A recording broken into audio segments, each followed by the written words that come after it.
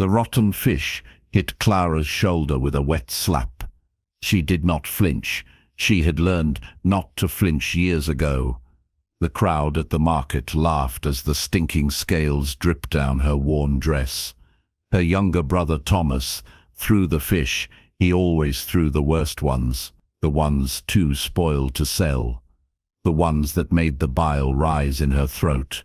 "Look at her," Thomas shouted, "the fishmonger's fool. She cannot even dodge a dead fish."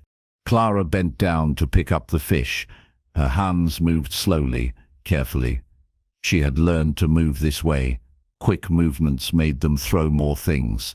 Stones, sometimes. Those hurt worse than fish. She placed the ruined fish in her basket with the others. The basket that held all the fish too damaged to sell. These would be her meals for the week. "You waste perfectly good, throwing fish on her," her sister Margaret called from behind the fish stall. Margaret's dress was clean. Her hands were soft. She never touched the fish. She only took the money. She only smiled at the customers. "Save them for the dogs. They have more use than she does." The words cut deeper than any blade, but Clara kept her face empty. She had learned to do that too. Show nothing, feel nothing, let the words bounce off like rain on stone. Except they did not bounce off. They sank in. They settled in her bones. They whispered to her at night when she lay on her thin mattress in the cold storage room. Worthless, ugly, fool, burden. Clara was 26 years old. In this world, that made her an old maid, a dried-up spinster, a woman with no value and no future. Her father had died when she was 15. He had left the fish business to Thomas.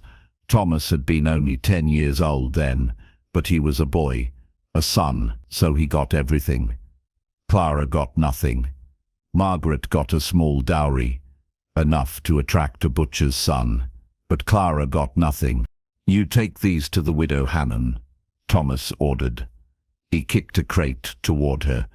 She ordered 24 cod, and do not give her the bad ones.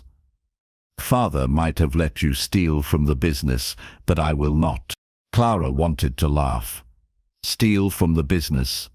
She worked 16 hours every day. She gutted fish until her hands bled. She hauled crates that made her back scream. She scrubbed the stall until her knees were raw, and she did not take a single coin. Thomas gave her a room. Food. That was all. That was her payment for a lifetime of labor. She picked up the crate. It was heavy. Her arms shook under the weight, but she did not put it down. She walked through the market with her head lowered. People moved away from her. She smelled like fish. She always smelled like fish. No amount of scrubbing removed it. It lived in her skin, in her hair, in her clothes. The widow Hannon lived on the edge of the village. Her cottage was small but clean. She opened the door before Clara could knock. Her old eyes were kind. They were the only kind eyes Clara saw most days. "Come in, child," the widow said. "You look ready to collapse." "I cannot stay," Clara said. Her voice was quiet. She had learned to speak quietly. Loud voices drew attention. "I must get back. Thomas will be angry." "Thomas is always angry." The widow took the crate from Clara's arms. "Sit. I will get you some tea." Clara should have left, but her legs were shaking. The crate had been so heavy. She sat on the chair by the fire. The warmth felt like heaven. She closed her eyes for just a moment. "You cannot go on like this," the widow said. She pressed a cup of tea into Clara's hands. "You will work yourself to death. And for what? For a brother who treats you worse than a servant." "I have nowhere else to go," Clara said. The words tasted bitter, like old fish, like her life. "No one will hire me. No one will marry me. I am too old, too poor, too plain." "You are none of those things," the widow said sharply. Your brother has beaten you down until you believe his lies. But they are lies, child. You have a good heart. You have strength. You have worth. Clara shook her head. Worth. What a strange word. Worth was for beautiful girls in clean dresses. Worth was for women with dowries and prospects. Worth was not for the fishmonger's fool. She finished her tea and stood. Thank you for the kindness. I must go. The walk back to the market took longer than it should. Her feet dragged. Her body begged her to stop, to rest, but she could not stop. If she stopped, Thomas would take away her room, her food. He had threatened it before. He would do it. She knew he would do it. The market was busy now. The morning crowd had arrived. Ladies in fine dresses walked past the stalls. They held handkerchiefs to their noses. They did not like the smell of fish. Clara watched them. They looked like creatures from another world, a world where dresses stayed clean, where hands stayed soft, where no one threw rotten fish at your head. She returned to the stall and picked up her gutting knife. The blade was sharp. She had sharpened it this morning before dawn, before the market opened, before Thomas and Margaret woke in their warm beds. She began to gut the fish, one after another. Her hands moved without thought. She had gutted 1,000,000 fish. Maybe more. The knife sliced. The guts spilled. The scales flew. Her dress was soon covered in blood and slime. Look at the state of her, a voice said behind her. Clara did not turn. She knew that voice. Mrs. Pemberton, the baker's wife. She looks like something the cat dragged in. No wonder no man will have her. I heard she was beautiful once, another voice replied. Miss Davies, the seamstress, before her father died, but years of fish work have ruined her. Her hands are like leather. Her face is weathered as an old boot. Clara's knife slipped. It nicked her thumb. Blood welled up. She wrapped it in a rag and kept working. The women were not wrong. She had been pretty once, or so her father had said. He had promised she would have a good marriage, a kind husband, children, a home of her own. But then he died, and all those promises died with him. By midday her back was screaming. By late afternoon her hands were numb. By evening she could barely stand. But the stall was clean. The fish were gutted. The crates were stacked. She had done her work. She always did her work. You can go, Thomas said. He did not look at her. He never looked at her. Be back before dawn. The fishing boats come in early tomorrow. Clara nodded. She walked to the storage room behind the shop. It was cold. It smelled like fish, but it was hers. She had a mattress, a blanket, a candle. That was more than some people had. She should be grateful. Thomas told her that often. Be grateful. You could be on the streets. You could be in the workhouse. You could be dead. She lay down on the mattress. Her body ached everywhere. She was only 26, but she felt ancient, used up, hollow. She closed her eyes and waited for sleep. Tomorrow would be the same as today, and the day after would be the same as tomorrow, forever and ever, until she died in this room, alone, forgotten. The fishmonger's fool. Across town, in a grand manor house, a different kind of pain lived. Julian Gray, the Earl of Ashworth, stood at his window and looked out at nothing. His house was full of beautiful things, paintings, furniture, servants. But it felt empty. It had felt empty for 2 years, since his wife died. Catherine had been his whole world. They had married young, 17 and 19. Everyone said they were too young, that they would regret it. But they never did. They had 7 beautiful years. 7 years of laughter, of love. of joy, and then she got sick. A fever that would not break. She died in his arms on a cold winter night. She was only 24. Julian was now 28. He felt 100 years old. His mother kept pushing him to remarry. His duty required it. He needed an heir. The earldom needed to continue, but the thought of touching another woman made him feel sick.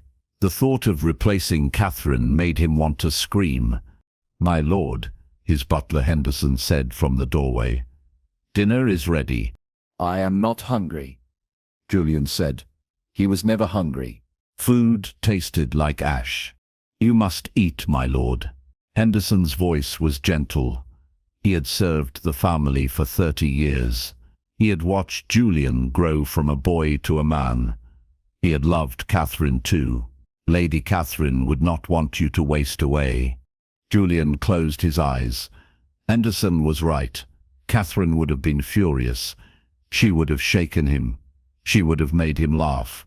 She would have dragged him back to life. But Catherine was not here. And without her, life felt pointless. "Very well," he said. "I will eat." He sat alone at the long dining table. A servant brought soup, then fish, then roast, then pudding. He ate without tasting. He drank wine without feeling it. He existed. That was all. He did not live. He just existed. After dinner, his mother arrived.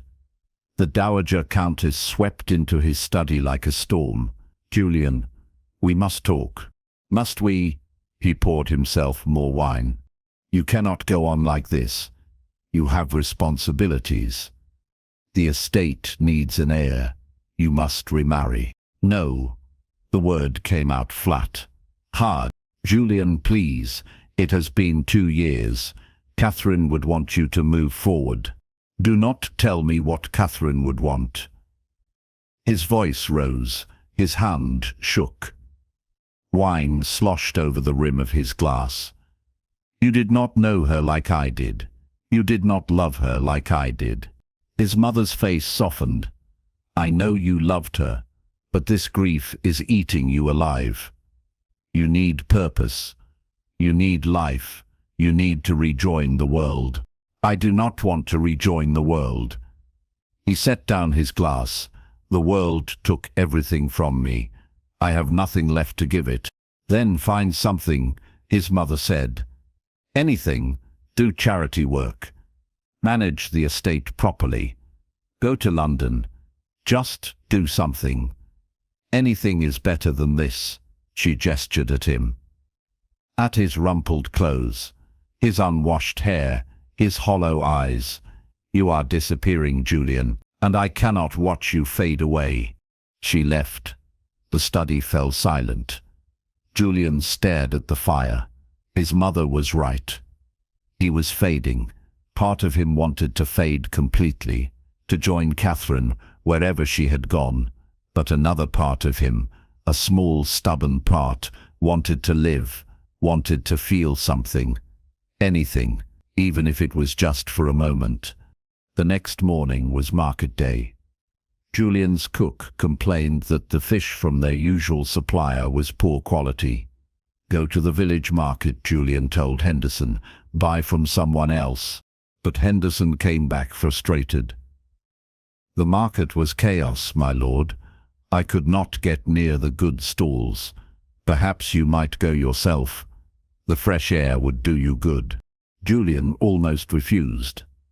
But then he thought of his mother's words. Do something, anything. So he agreed. He dressed in simple clothes. He took a small carriage. He went to the village market. The market was loud, crowded, full of life. It overwhelmed him. He had not been around this many people in months. He almost turned back, but then he saw the fish stall. A young woman stood behind it. She was gutting fish. Her hands moved fast, efficient. Her dress was filthy. Her hair was tied back in a messy knot.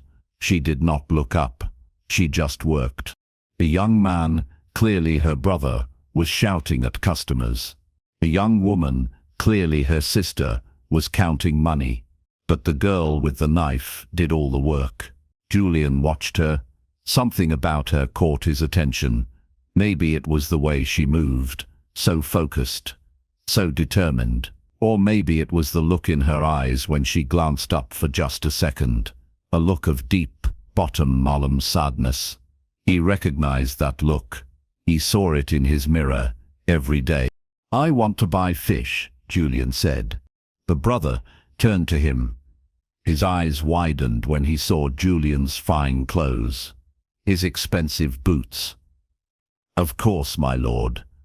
How much do you need?" "All of it," Julian heard himself say. "I beg your pardon?" The brother looked confused. "All of it. Your entire stock." "How much?" The brother's mouth opened and closed like a fish. The sister gasped. The girl with the knife looked up. Her eyes met Julian's. They were dark blue, like the ocean, and so sad. That would be £50, my lord," the brother stammered. It was 3 times what the fish were worth. Julian knew it. The brother knew he knew it. But Julian did not care. He pulled out a purse and counted out £50. He placed the coins on the stall. "Deliver it all to Ashworth Manor today." "But my lord," the sister said, "what will you do with so much fish?" "That is my concern," Julian said. He looked at the girl with the knife again. She had set down her blade. She was staring at him like he was mad. Maybe he was mad. Maybe grief had finally broken his mind. "What is your name?" She blinked. "Clara, my lord." "Clara." He said it softly. It was a pretty name, a simple name. "Thank you for your work." He turned and walked away. Behind him, he heard the brother whooping, the sister laughing, but he did not hear Clara. He wondered if she ever laughed. He wondered if she ever smiled. He wondered why he cared. That night, wagon after wagon arrived at Ashworth Manor. They brought fish, mountains of fish. The cook was horrified. "My lord, what am I to do with all this?" "Distribute it," Julian said. "To the village, to the tenants, to anyone who needs it. Make sure everyone eats well tonight." Henderson smiled. It was the first real smile Julian had seen on his face in months. "Very good, my lord. Very generous." Julian went to his study. He poured wine. He sat in his chair, and for the first time in 2 years, he felt something. It was small. It was faint. But it was there, a tiny spark of interest, of curiosity. Who was Clara? Why did she look so sad? Why did her brother and sister treat her like a servant? Why did buying her fish make him feel almost human? He did not have answers, but he wanted them. And wanting something, anything, felt like a miracle. Clara could not sleep that night. Her mind kept replaying the moment at the market, the moment the Earl bought all their fish. £50, £50. That was more money than the stall made in a month. Thomas and Margaret had celebrated all evening. They drank wine. They made plans. They talked about expanding the business, about buying a bigger stall, about hiring real servants. They did not give Clara a single coin. They did not thank her for the work that caught those fish, for the hours she spent gutting them, for the years she spent building the business that their father left. They took the money and celebrated without her, as always. But Clara did not care about the money. She cared about the way the Earl had looked at her, like she was a person, like she mattered. No one looked at her that way. No one had looked at her that way in years. And then he had asked her name. He had said it softly, kindly, like it was worth saying. She told herself not to be foolish. He was an earl. She was the fishmonger's fool. He probably bought the fish on a whim, a moment of madness. He would forget about her by morning. She would never see him again. That was how the world worked. But the next week, he came back. Clara was at the stall, gutting fish as always. She did not see him approach. She only heard Thomas's voice rise with excitement. "My lord, welcome back. What can we get for you today?" "I want to speak to Clara," the Earl said. The market went quiet. Everyone turned to stare. Clara's knife slipped. She nearly cut herself again. She looked up. The Earl was standing in front of the stall. He was dressed simply again, but he looked better than last week. His eyes were less hollow. His shoulders were straighter. "Clara?" Thomas looked at her like she was a stranger. "Why would you want to speak to her?" "That is my business," the Earl said coolly. Clara set down her knife. Her hands were shaking. She wiped them on her apron. It did not help. They were covered in fish guts. She walked around the stall. She kept her eyes down. "Yes, my lord. Walk with me," he said. It was not a request. It was a command. But his voice was not harsh. It was gentle. Clara glanced at Thomas. He nodded frantically. "Of course he did. You did not refuse an earl." She followed the Earl away from the stall, away from the market. They walked in silence. Clara's heart pounded so hard she thought it might burst. "You work very hard," the Earl said finally. "Yes, my lord." What else could she say? "Do they pay you?" The question surprised her. "They give me room and board, my lord." "That is not what I asked." Clara bit her lip. "No, my lord, they do not pay me." He stopped walking. He turned to face her. "Why not?" "I am family, my lord. Family does not get paid. Family serves." She repeated the words Thomas had told her 1,000 times. "That is not how family works," the Earl said. His voice was hard now. Angry, but not at her. Family takes care of each other. Family protects each other. What they are doing is not family. It is exploitation. Clara felt tears sting her eyes. She blinked them back.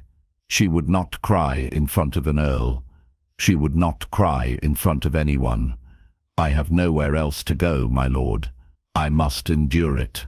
He studied her for a long moment. His eyes were green, like moss, like forests.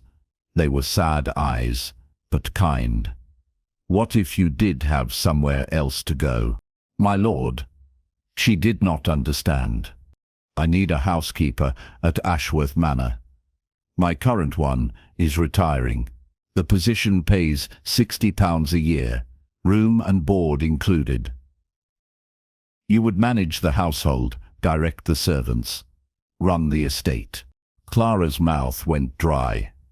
£60, that was a fortune. That was freedom. But it made no sense. "My lord, I am not qualified. I have no experience as a housekeeper.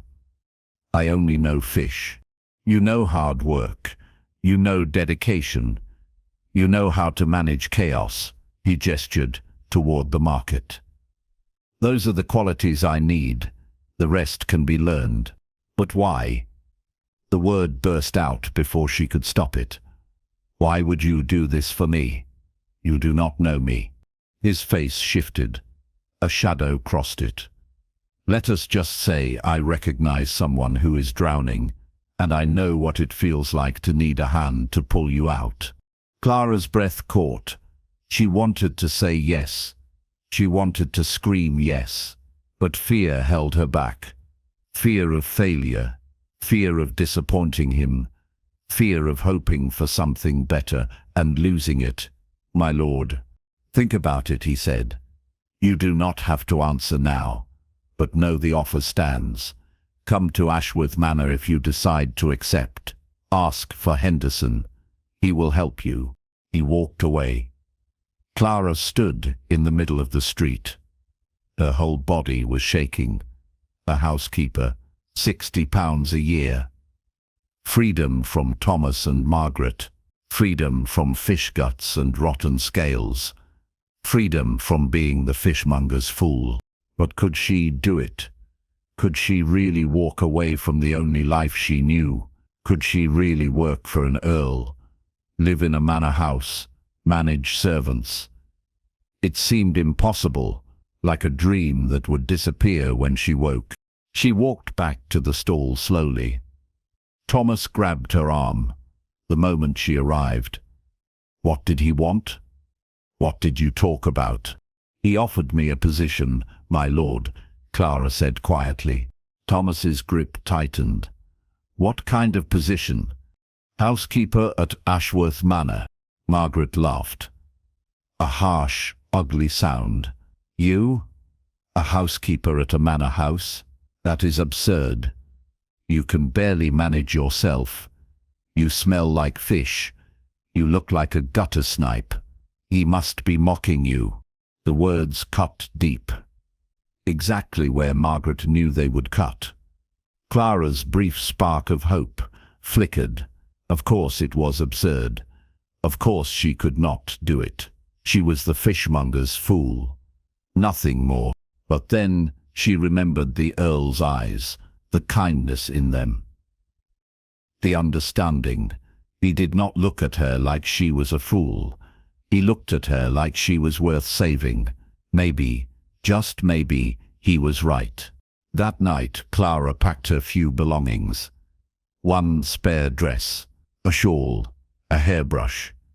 That was all she owned. Everything fit in a small cloth bag. She waited until Thomas and Margaret were asleep. Then she crept out of the storage room. She walked through the silent shop. She looked at the fish stall one last time. She had given this place 11 years of her life. It had given her nothing but pain. She closed the door behind her and walked toward Ashworth Manor. It was 3 miles away. The night was cold. The road was dark. But Clara did not feel cold. She did not feel afraid. She felt alive. For the first time in years, she felt truly alive. The manor house rose out of the darkness like a castle from a fairy tale. Lights glowed in the windows. Gardens spread out on both sides. Clara had never seen anything so beautiful. Her courage almost failed her, but she forced herself to walk up the long drive. She knocked on the servants' entrance. An older man opened the door. "Yes, I am Clara. I am here to see Henderson. The Earl said he would help me." The man's stern face softened. "I am Henderson. Please come in. We have been expecting you." Clara stepped inside. The kitchen was warm, clean. It smelled like bread and herbs. Nothing like fish. A woman stood by the stove. She smiled at Clara. "You poor thing. You look frozen. Sit down. I will make you tea." Clara sat. Her legs gave out beneath her. Henderson pulled up a chair across from her. "The Earl told us about you. He said you might come. I am glad you did." "I do not understand why he is doing this," Clara whispered. "I am no one. The Earl has been lost since his wife died," Henderson said gently. "We worried he would never find his way back, but something about you sparked his interest, gave him purpose. That is a gift, Clara, for both of you." The cook set a cup of tea in front of Clara. It was sweet, hot, perfect. Clara wrapped her hands around it. "I am afraid I will fail him. I do not know how to be a housekeeper." "You will learn," Henderson said.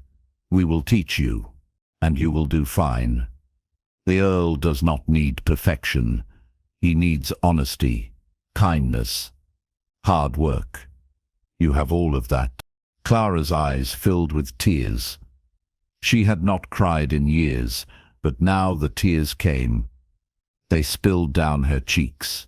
Years of pain and loneliness and fear poured out. The cook put her arms around Clara. She held her while she sobbed. No one had hugged Clara in so long. She had forgotten how it felt to be held.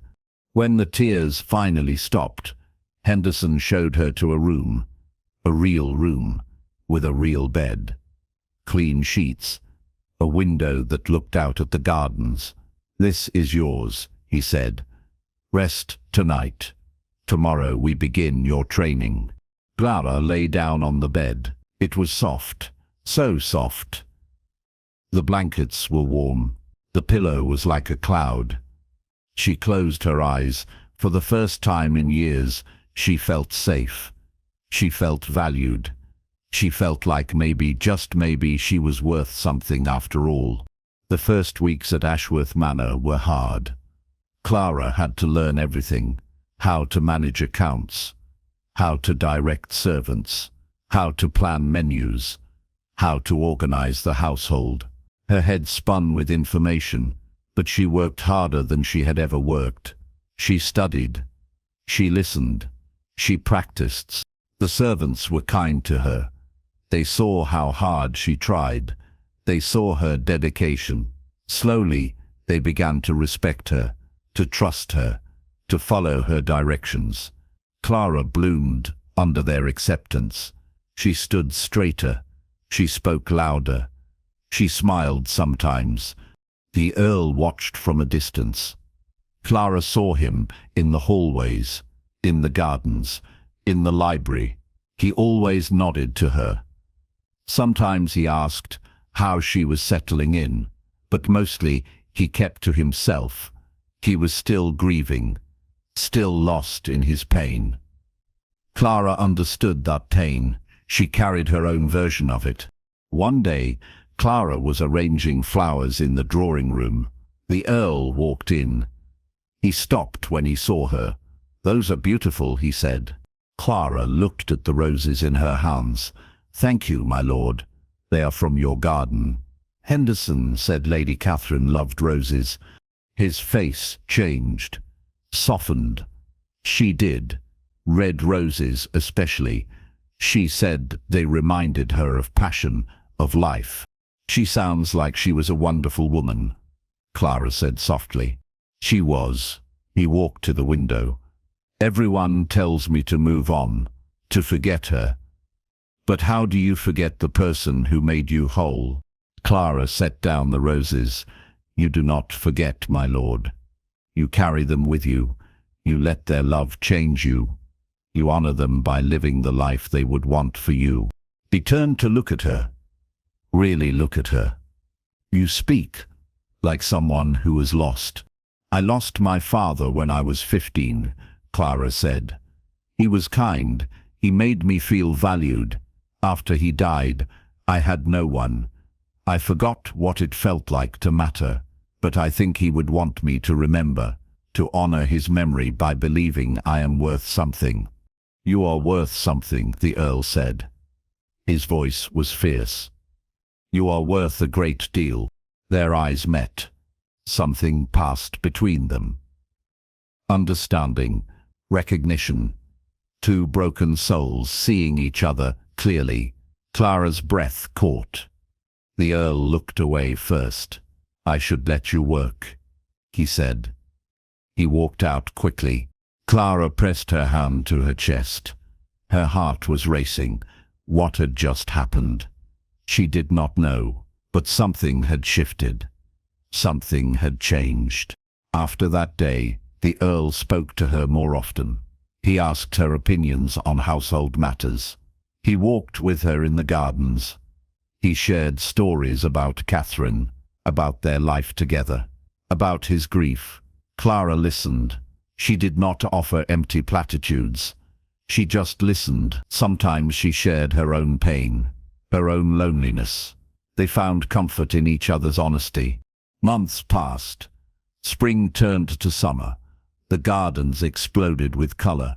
Clara grew more confident in her role. The household ran smoothly under her care. The servants adored her. She was fair, kind. She worked alongside them.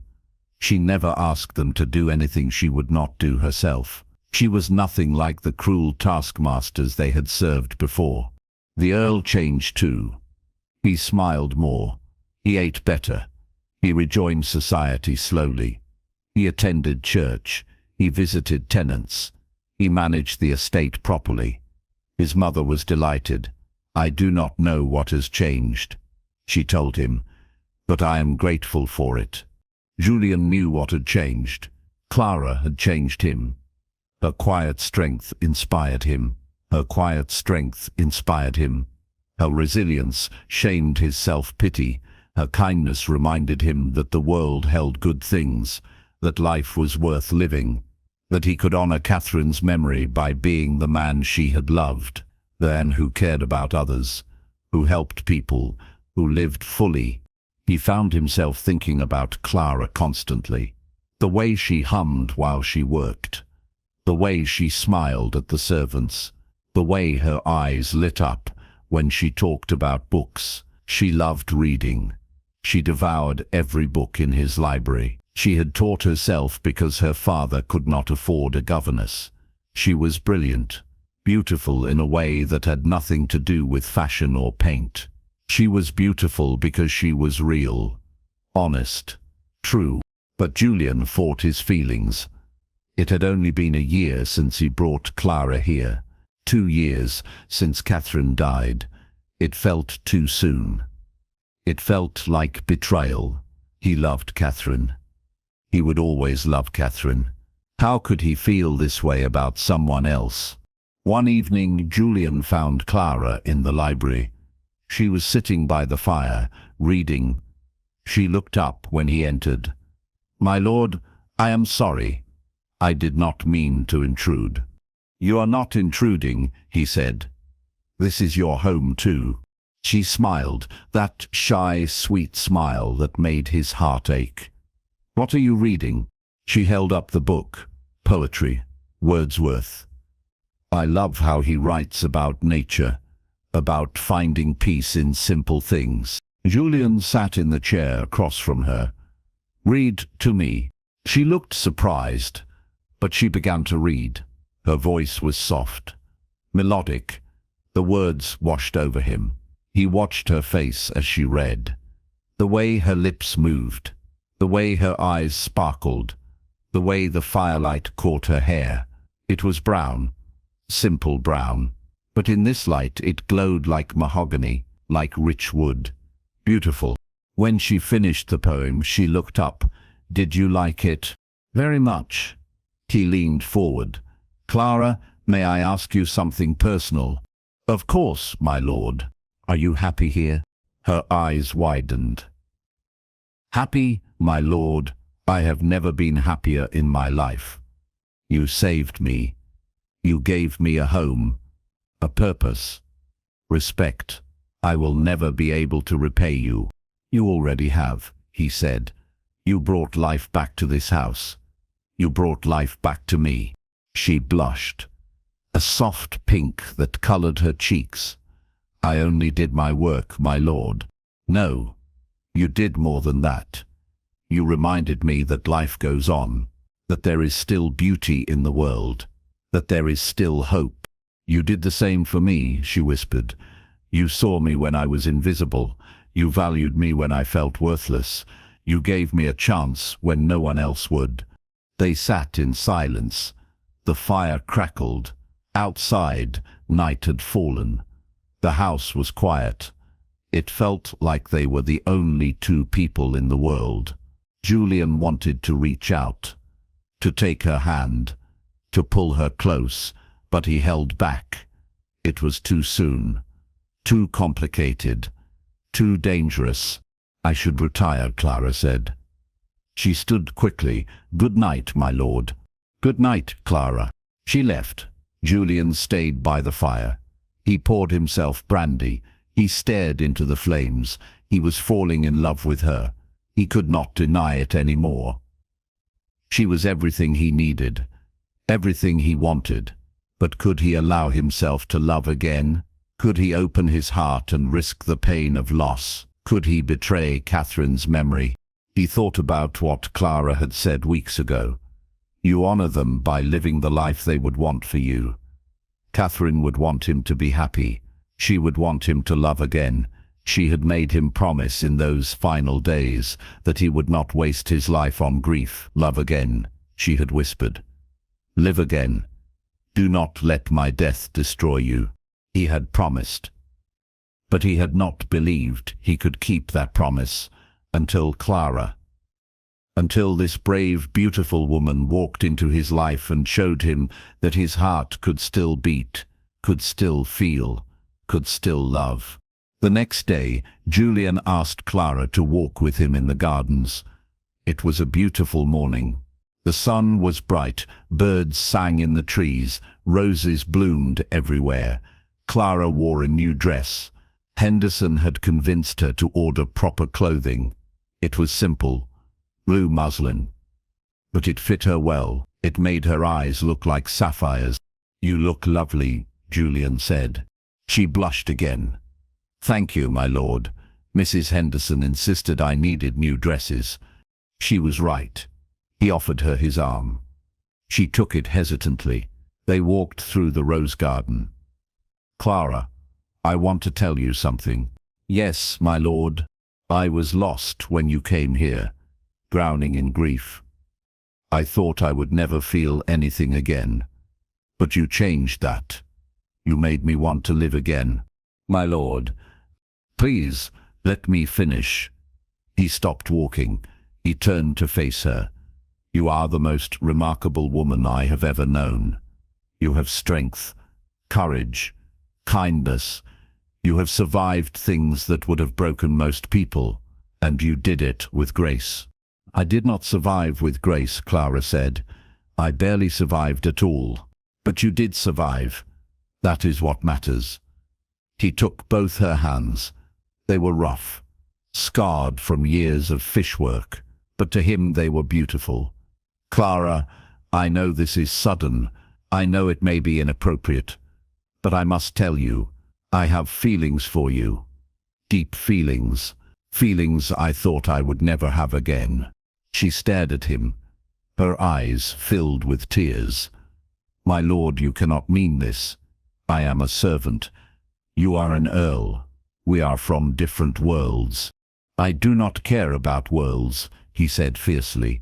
I care about you, about the way you make me feel, about the way you see me, not as an earl, not as a title, but as a man, a person. Can you honestly tell me you feel nothing for me? She pulled her hands away. She turned her back to him. Her shoulders shook. I cannot tell you that. Because it would be a lie.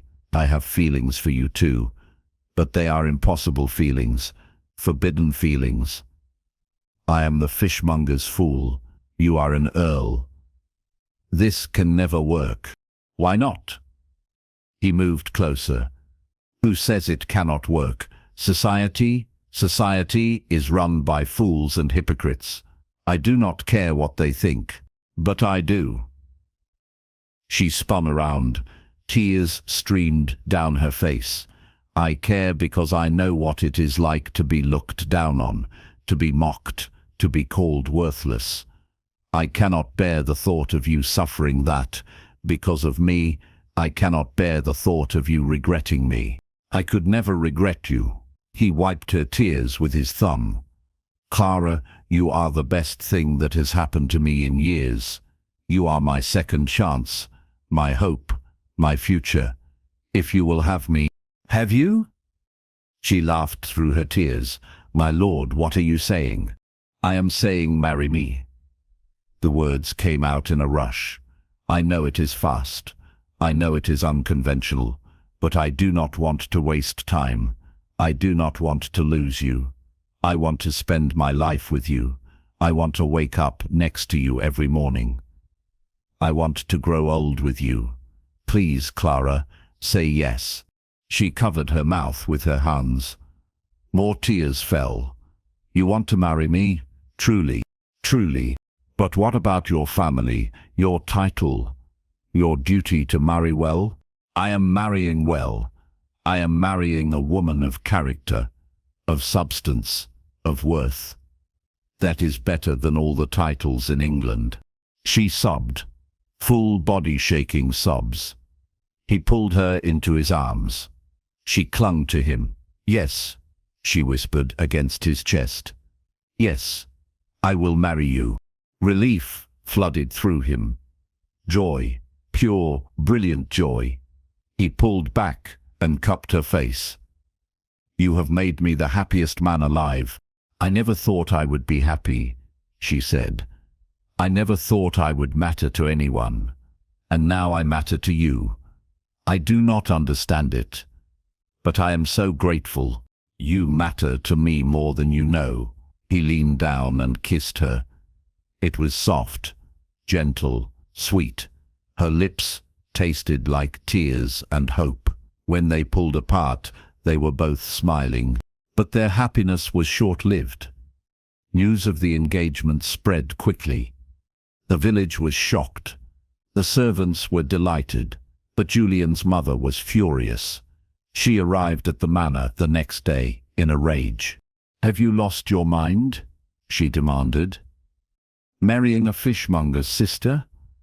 A servant? What will people say?" "I do not care what people say," Julian said calmly. "Well, I care.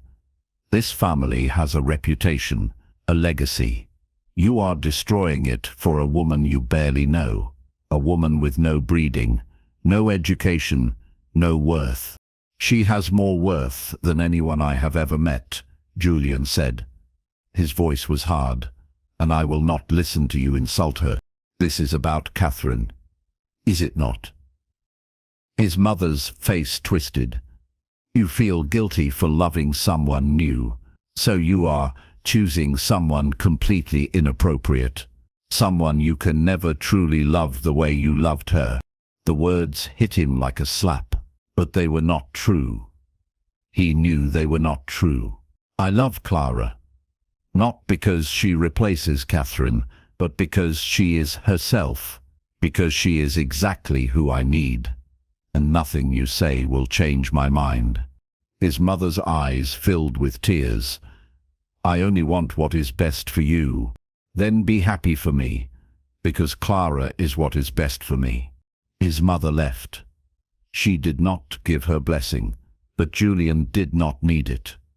He had Clara. That was enough. But the village was not as easy to dismiss. Gossip spread like wildfire. The fishmonger's fool was marrying an earl. It was scandalous, shocking, inappropriate. People whispered behind their hands. They laughed, they mocked. Thomas and Margaret showed up at the manor. They demanded to see Clara. Julian refused. But Clara insisted. "They are still my family. I must face them." She met them in the drawing room. Julian stood beside her. Thomas's face was red with anger. "You think you are better than us now? You think you can just walk away?" "I am not better than anyone," Clara said quietly. "But I deserve better than how you treated me." "We gave you a home," Margaret spat. "We gave you food, and this is how you repay us. By stealing an earl." "I stole nothing. The earl chose me, just as I chose him." "This will never last," Thomas said viciously. "He will tire of you. He will see what we always saw, that you are worthless, that you are nothing, and then you will come crawling back.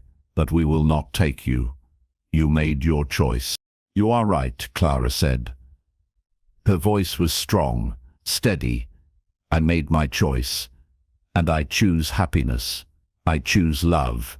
I choose a man who sees me for who I truly am.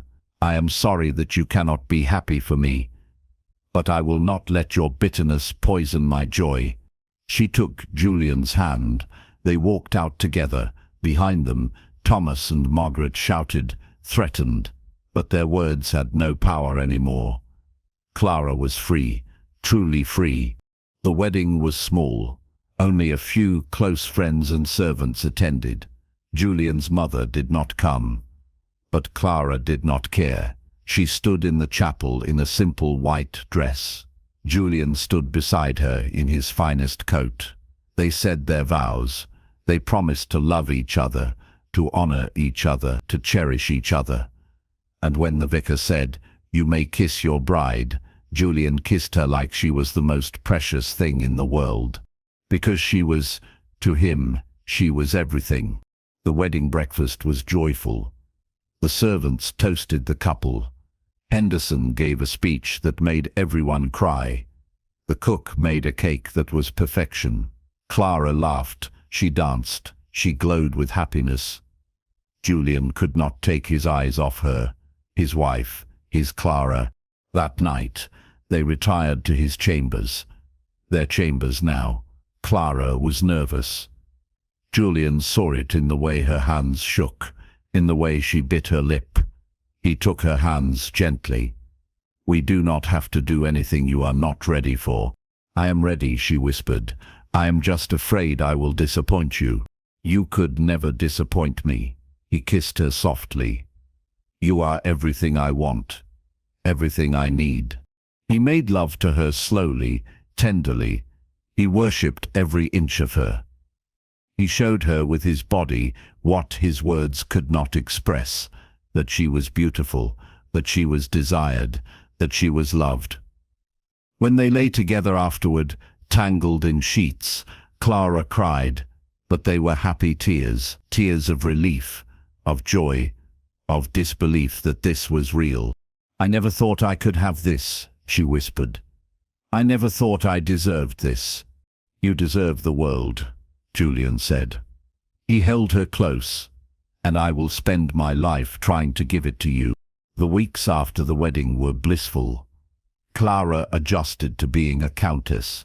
It was strange. Servants called her my lady now.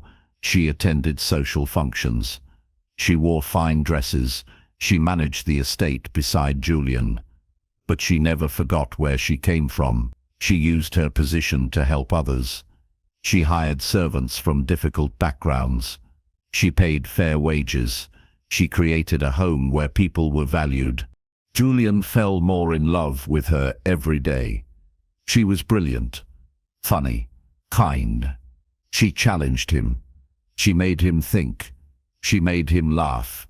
She made him feel alive in ways he had forgotten were possible.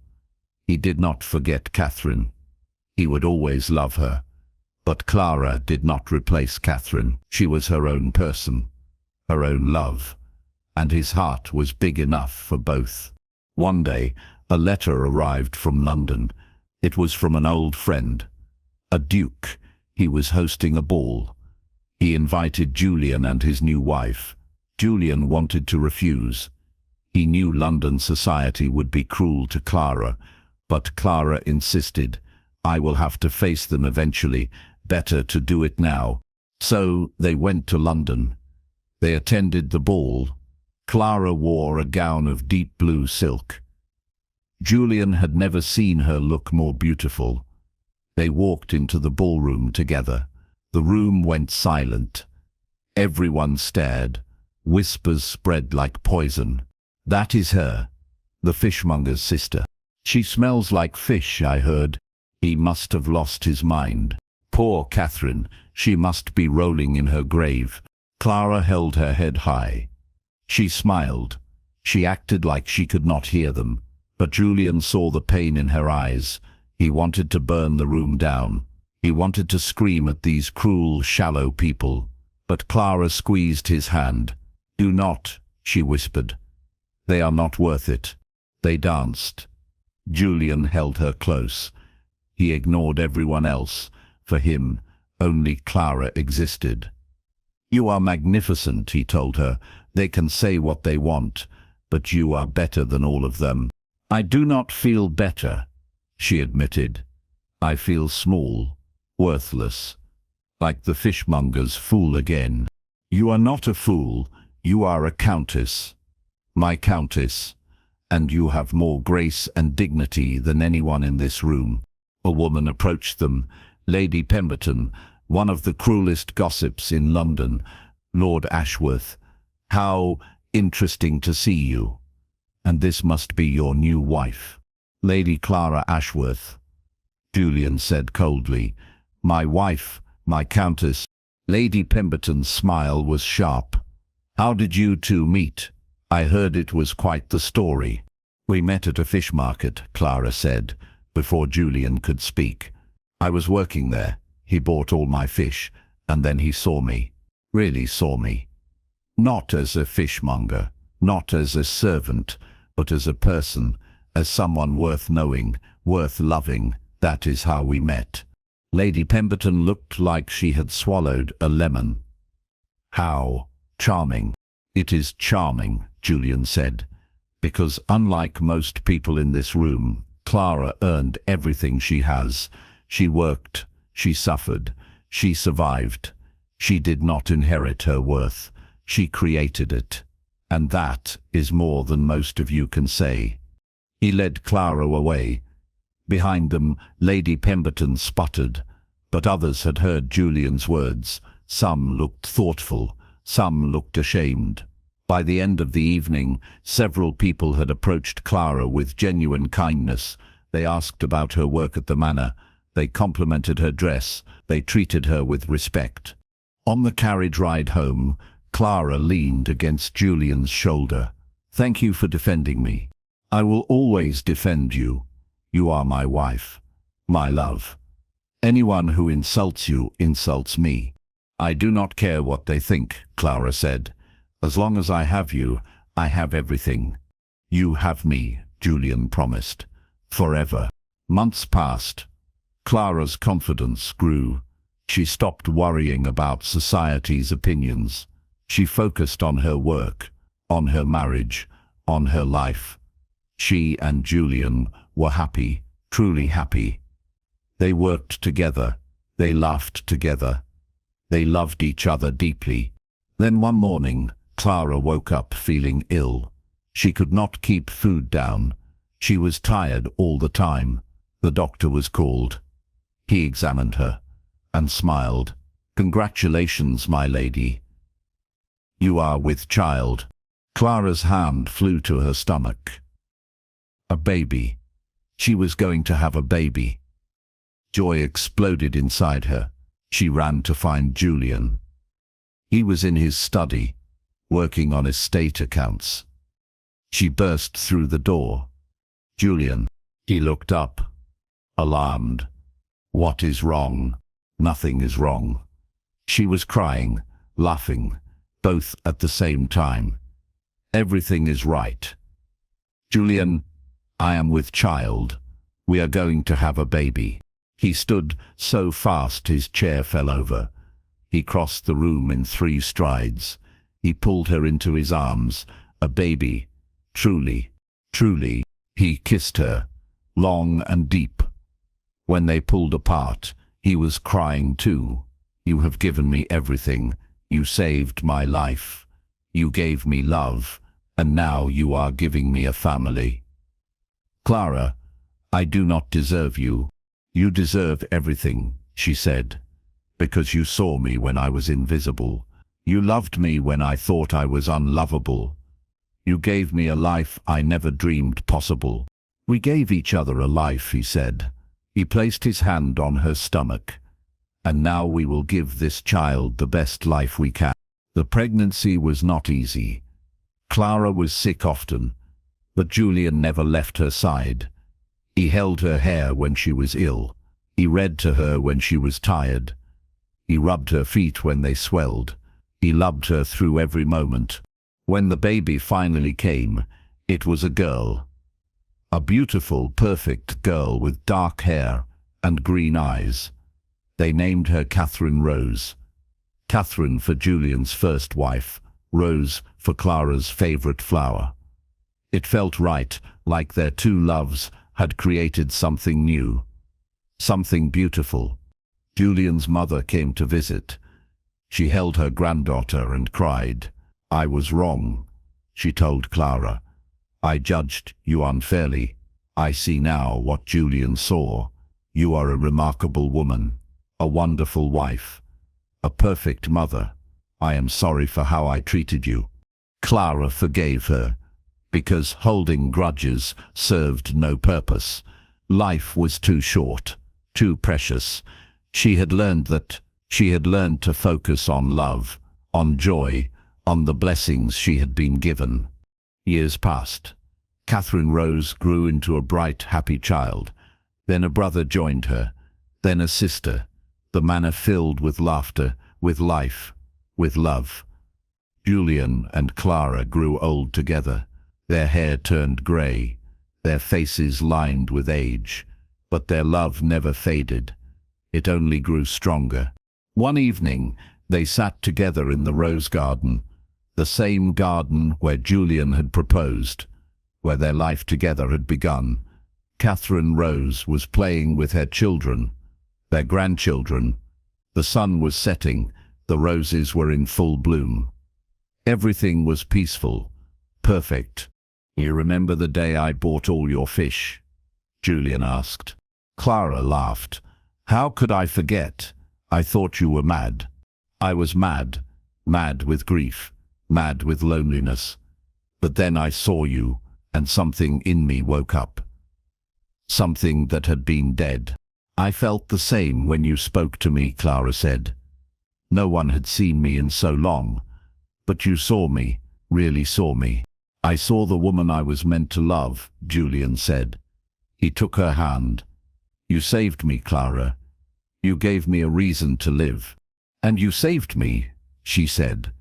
"You gave me a reason to believe I was worth something." They sat in silence, watching their family, watching the sun set, watching the roses bloom. Two broken people who had found each other, who had healed each other, who had built a life of love and joy and purpose. "I love you," Julian said. "I love you too," Clara replied.